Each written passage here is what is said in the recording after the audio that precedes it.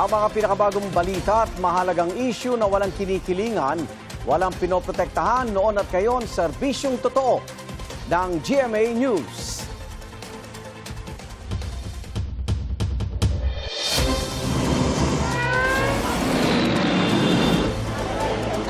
Sa ngayon po ay pinsala. Narito na ang mga unang balita. Sa kasagsagan ng masamang panahon, kagabi, naputol ang 3 poste ng kuryente sa barangay Maysilo, Malabon.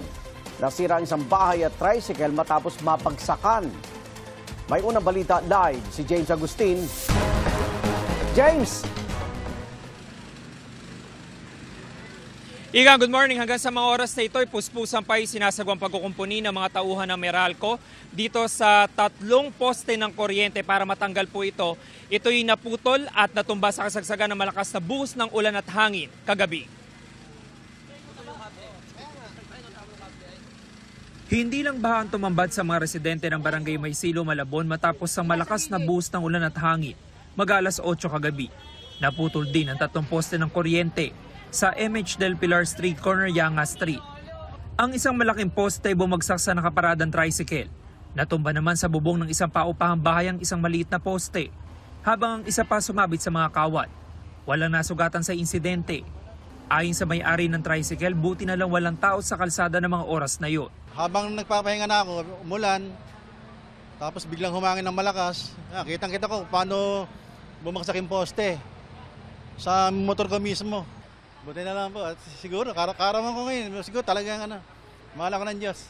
Nayupi ang tricycle, kaya problemado si Reuel dahil pamamasada ang kanyang ikinabubuhay sa loob ng 3 dekada. Sa pang-araw-araw po, dyan po ako kumukuha ng ikabubuhay. Sana po mapalitan ng Meralco yung motor ko. Nawalan din ng supply ng kuryente ang mga bahay. Wala pang datos sa maibigay ang Meralco kung ilang customers sila ang apektado. Bago po kami mag-dinner, ang lakas na po ng ulan. Tapos habang nagde-dinner po kami, bigla na lang nag-shutdown yung supply po ng kuryente. Tagal na po. At kawawa pa po yung mga pamangkin ko. May mga pasok pa. Hindi makatulog ng maayos. Alauna na madaling araw, puspusan pa rin ang pagkukumpuni ng mga tauhan ng Meralco. Gumamit sila ng crane at iba pang truck sa clearing operations. Isang lane lang ng kalsada ang nagagamit ng mga motorista, kaya nagpatupad ng stop-and-go traffic scheme. Naabala ang ilang motorista. Malaking perwisyo po talaga kasi malayo po yung ikot Kasi isang diretso lang po dapat dito. Maghahantay po na matagal. Naipit din sa traffic ang rider na si Roden na pauwi sa Valenzuela. Yung pasahero bumaba na lang dito, naglakad na. Diyan na lang naman yung drop off niya Naglakad lang papunta ron. Malayong ikutan namin kung yung gasolina namin medyo mahal yung gasolina tapos ngayon kung hindi pa padadaanin, malaki pa lang po reso sa amin. Pasado alas 2 sa madaling araw ng tuluyan ng hindi pinadaanan sa mga motorista ang bahagi ng MH Del Pilar Street. Ang Malabon LGU, inabisuhan ng mga motorista na iwasan ang naturang lugar at dumaan na muna sa mga alternatibong ruta.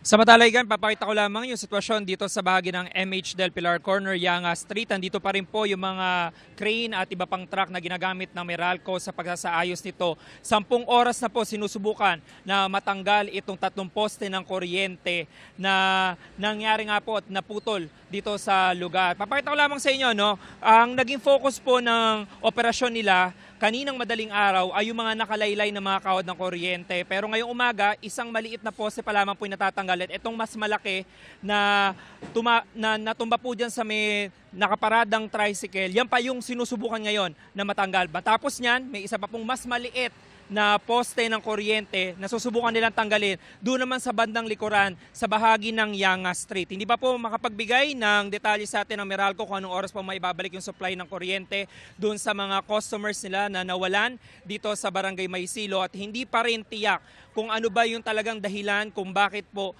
naputol at natumba itong mga poste ng kuryente sa Malabon. Yan muna yung latest. Ako po si James Agustin, GMA News. Nakaranas din ng masamang panahon ang iba't ibang lugar sa Mindanao kahapon dahil sa hanging habagat na pinalakas ng Bagyong Francisco. Darito ang unang balita.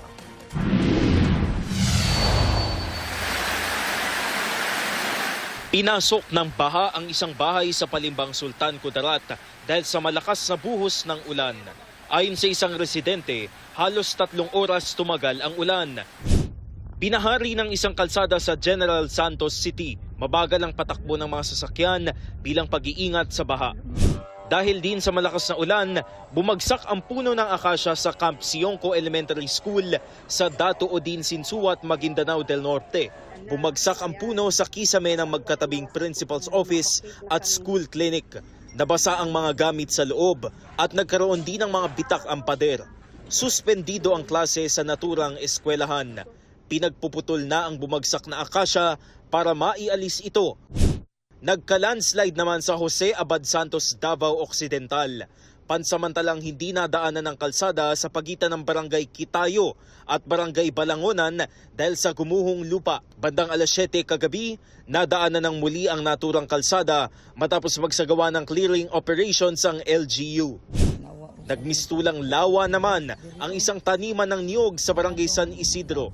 Ayon sa lokal na pamahalaan, naharangan ng gumuhong lupa ang daluyan ng tubig matapos yumanig ang magnitude 7.8 na lindol noong June 8. Pangamba ng mga residente, baka hindi na nila mapakinabangan ang mga niyog kung laging malulubog sa tubig ang mga puno. Nagpadala na ng heavy equipment ang lokal na pamahalaan para gumawa ng bagong daluyan ng tubig.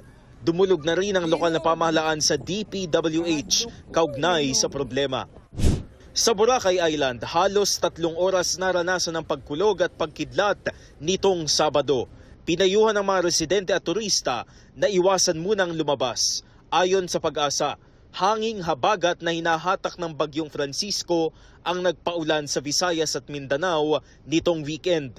Ito ang unang balita. Gabriel Gonzalez, GMA News.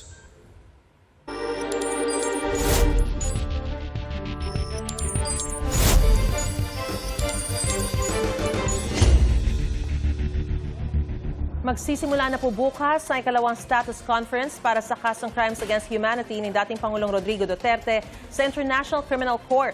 Ayon sa Trial Chamber 3, kabilang sa mga pag-uusapan ang deadline ng report ng expert panel sa pagsusuri nila sa kondisyon ni Duterte. Gayon din ang protocol sa paghawak ng mga confidential na impormasyon. Inilabas na rin ng Trial Chamber 3 ang guidelines para sa paglilitis ng kaso. Kailangan isumite ng ICC prosecution ang kanilang trial brief hanggang August 31. Sa September 28 naman ang deadline para sa Common Legal Representatives of Victims o CLRV. Nakapaloob dapat sa trial brief ang listahan ng mga ebidensya, principal facts sa kaso at mga testigo magsasalita tungkol dyan. Ang defense team may hanggang October 30 para isumite ang facts at mga argumento ng prosekusyon na planong questionin.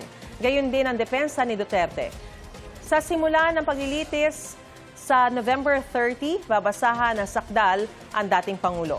Sa opening statements at presentasyon ng ebidensya, mauuna ang prosecution team, sunod ang CLRV at panghuli ang defense team.